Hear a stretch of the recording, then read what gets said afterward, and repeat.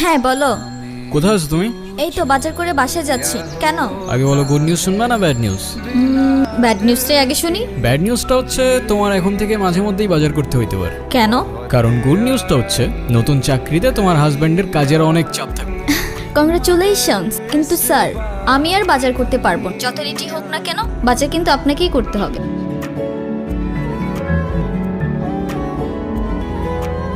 আপনারা কারা আর বাসার ভিতরে কিভাবে ঢুকেছেন?